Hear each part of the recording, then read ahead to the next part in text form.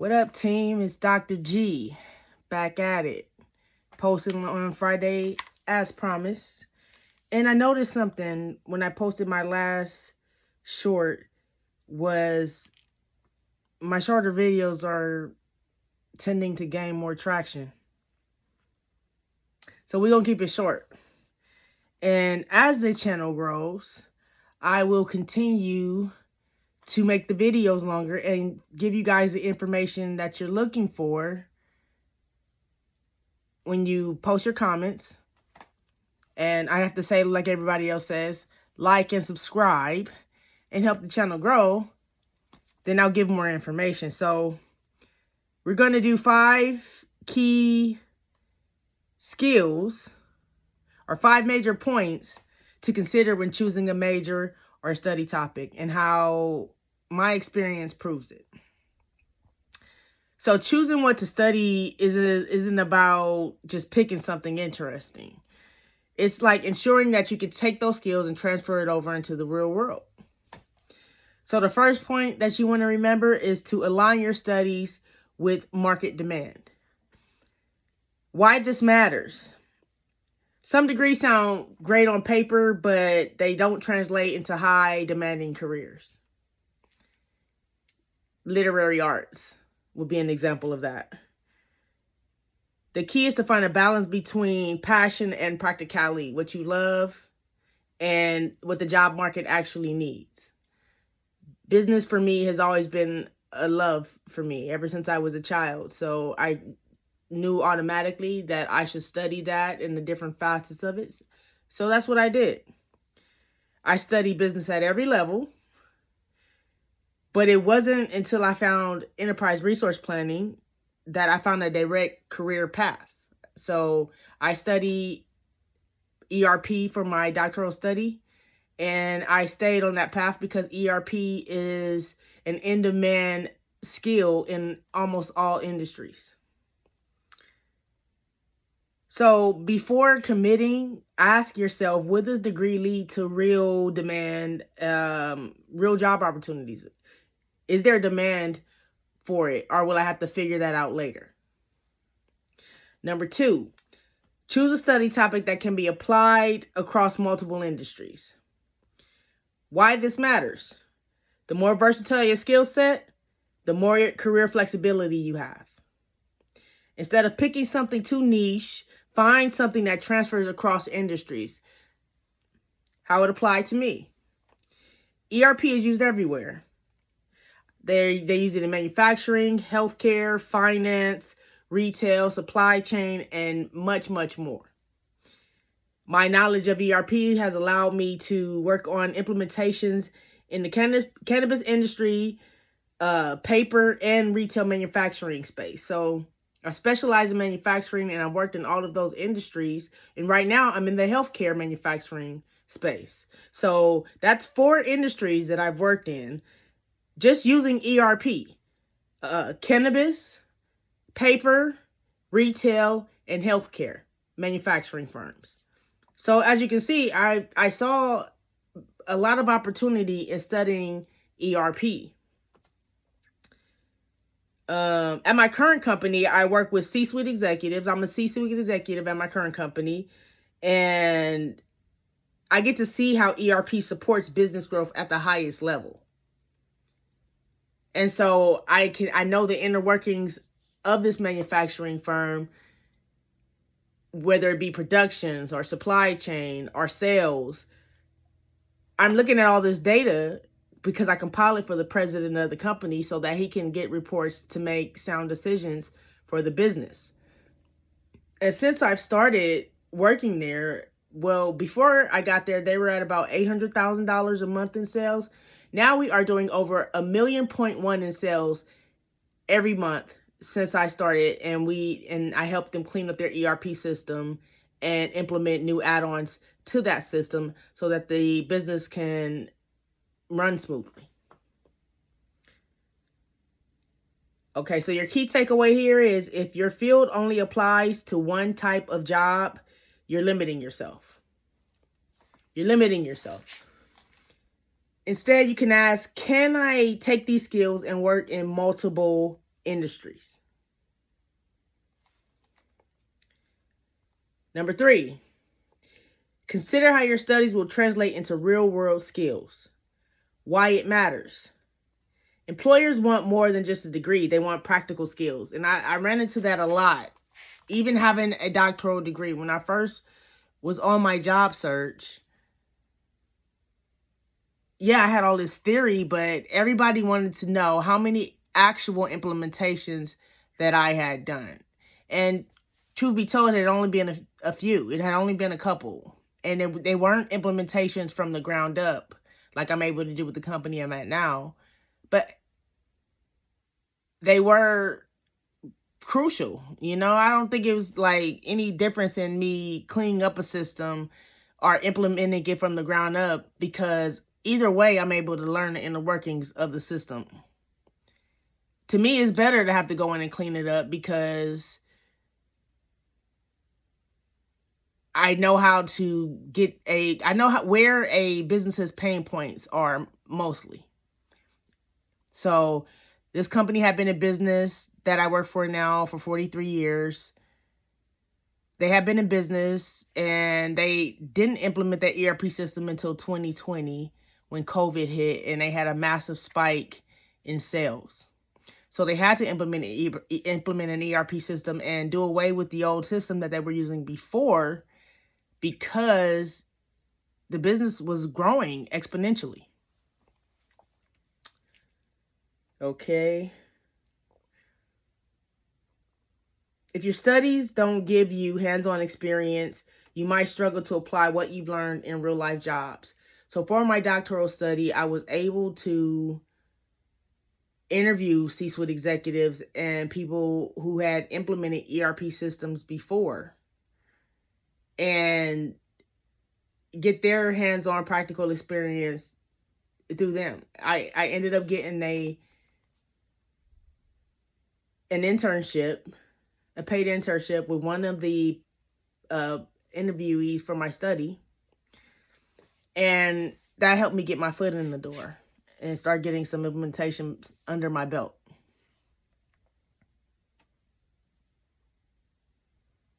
Okay, how it applied to me. I realized early that having a degree just wasn't enough. I needed actual experience. It just was not happening. Like, I was getting turned over or, for so many positions before. So thankfully, I was able to get this position that I have now and start gaining some real world practical experience to where I can ask for the salary that I want.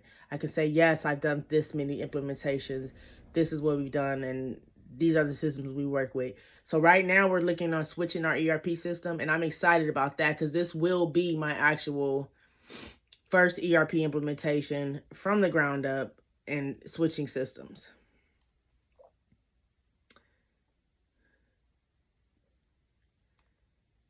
But that's why I pursued an ERP SAP certification through Scranton University so that I can get some hands-on experience. That certification, that's another thing I like to point out. Degrees, they get you the leadership positions.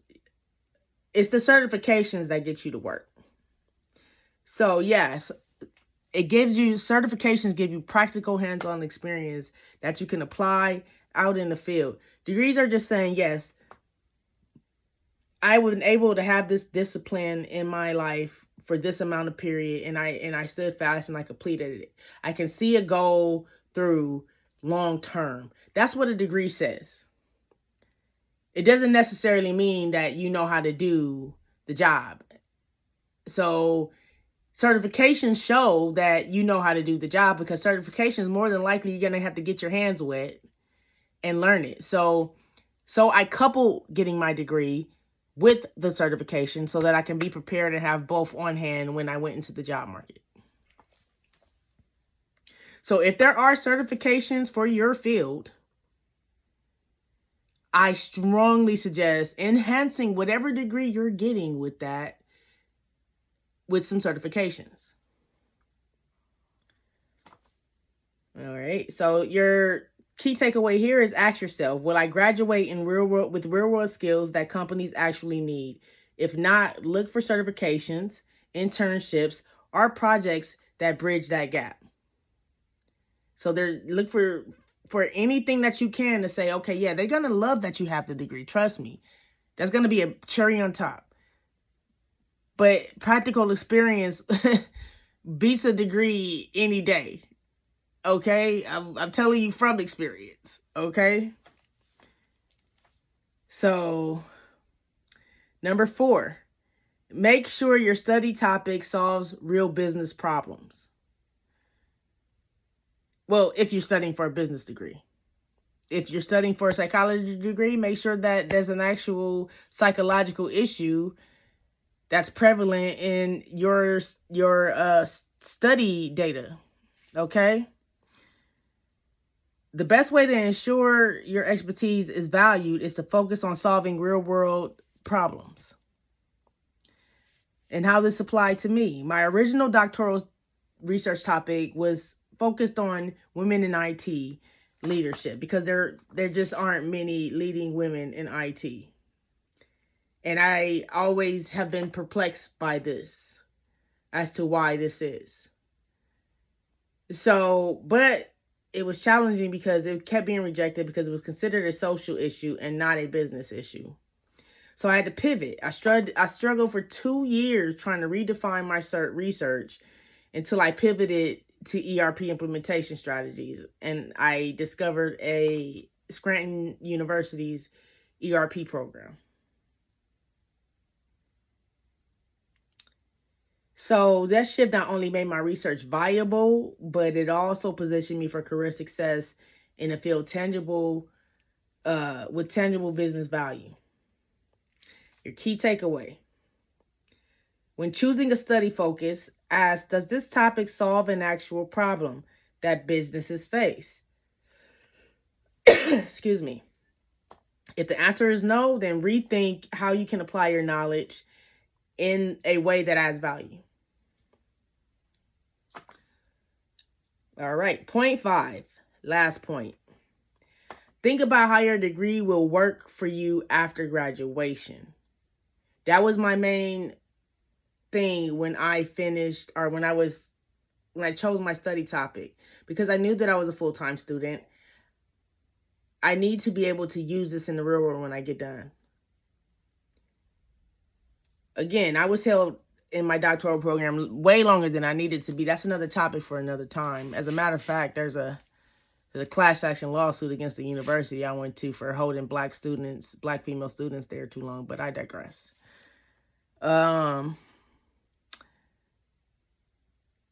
So think about how the degree is going to work for you after.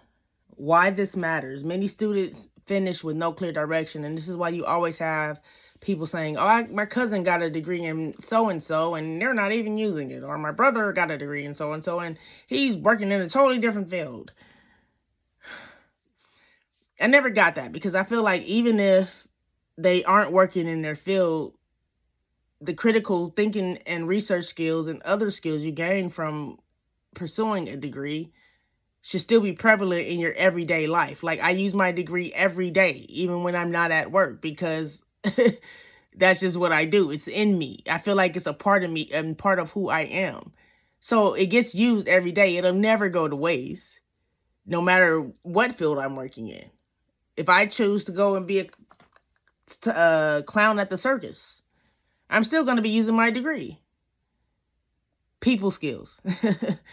You know, it does much more than just give you monetary value. Okay? So, if you plan ahead, you can build a study path that leads directly to job opportunities. So just plan ahead when you pick whatever major or study you're going into. Where do you see this taking you in 10, 15, maybe 20 years? How this applied to me. Instead of waiting until I graduated to figure out my next step, I planned ahead. I convinced the VA to fund my ERP certification, ensuring I gained practical skills while I was still in school. So I focused on industries that actively needed ERP professionals, giving me a direct career path. and I built relationships with business leaders and ERP professionals, giving me job opportunities before I even finished my doctorate. Key takeaway: before you graduate, ask, what's my plan for using this degree? If you don't have a clear answer for that, start researching on how to make your education work for you, not the other way around. So my final thoughts on this is just, looking back, the best decisions I made were ones that helped me connect my studies to real world career opportunities. I didn't just pick a major.